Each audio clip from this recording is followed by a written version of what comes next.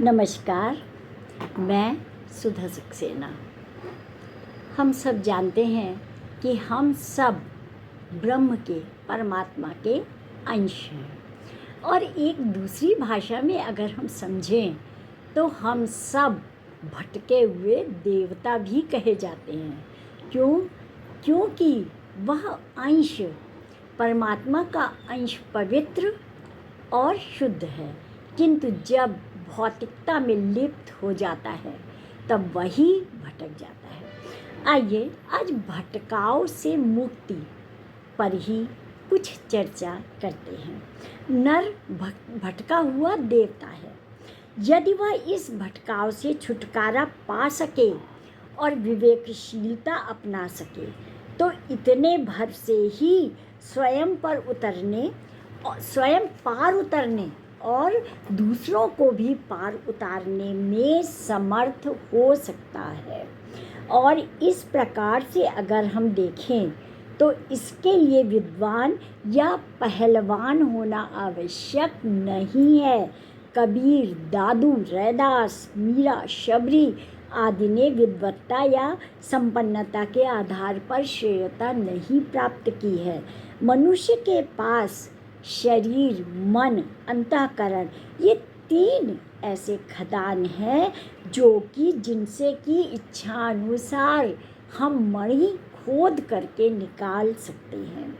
मनुष्य के पास ये तीनों मन, अंतःकरण और बुद्धि, ये बाहरी सहयोग भी सत्पात्रों को अनायास ही मिल जाता है, क्योंकि ये तीन जो हैं, मन, बुद्धि और चित्त जो है, ये बाह्य संयोजन, जो हमारा बाह्य सत्पात्र है, उसे एकत्रित करने में या उसे पकड़ने में सामर्थ्य रखता है।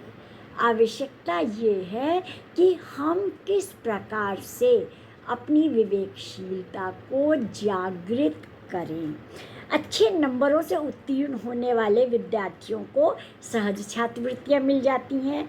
मात्र कुपात्र भी कभी भाग्य पर, कभी कभी नक्षत्रों पर और कभी जो भी सामने दिख जाता है उस पर दोष मढ़ते रहते हैं, किंतु अगर आप देखिए तो ये सब व्यर्थ है।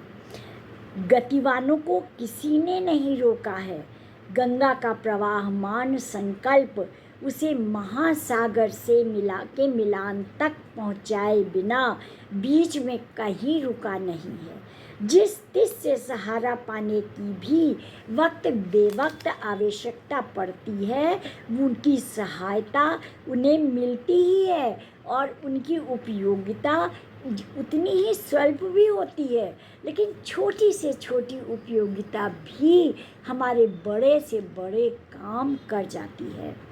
जितनी संकटग्रस्तों को कठिनाई से उबारने में कभी कभी उदार चेताओं की सहानुभूति काम दे जाती है। आज की अदृश्य किंतु दो महती समस्याओं से एक वह है कि लोग परावलंबन के अभ्यस्त हो चले हैं। निजी विवेक इतना तक नहीं जागता कि स्वतंत्र चिंतन के सहारे जो उपयुक्त है उसे अपना लें और जो अनुपयुक्त है उसको वो फेंकने का साहस कर सके। बल्कि आप गौर करेंगे कि आज हम सब अनुपयुक्त वस्तुओं को ज़्यादा इकट्ठा कर रहे हैं और उसमें ही अपना शान और प्रदर्शन समझते हैं। और इस प्रकार से अगर हम देखें तो यह परावलंबन यदि छोड़ते बन पड़े तो मनुष्य एकला चलो रे का गीत गुनगुनाता हुआ आगे बढ़ेगा और उसके साथ हजारों लोग उसके पीछे हो जाएंगे। अर्थात कि एकला चलो रे का मतलब है कि अगर उपयोगी कार्यों को करते हुए सद रास्तों पे आप अकेले ही चलते हैं तो आपका साथ देने वाले हजारों लोग आपके साथ होंगे। आज की सबसे बड़ी और सबसे भयावह समस्या एक ही है कि मानवीय चेतना का परावलंबन हो चुका है।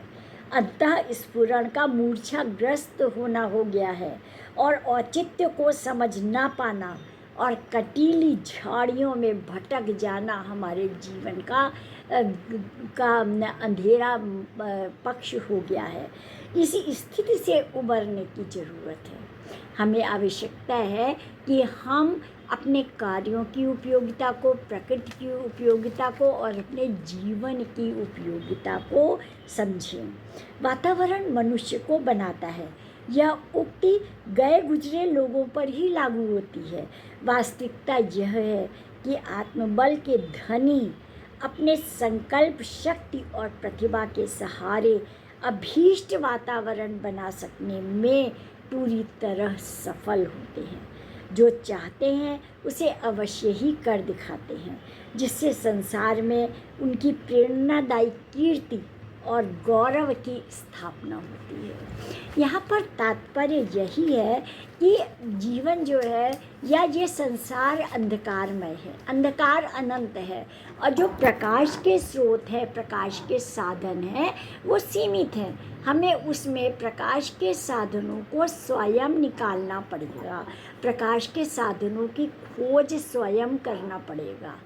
और भटकाव क्या है? अंधकार है। और प्रकाश क्या है? वह उस भटकाव से मुक्ति है। तो अपने जीवन को सरल और सहज बनाने के लिए हमें सद्मार्ग और सत्संगति की आवश्यकता है। तो आज इतना ही। आप सबको अगर मेरी चर्चा अच्छी लगती हो तो मेरी चर्चा को अवश्य आगे बढ़ाइए। धन्यवाद। नमस्कार।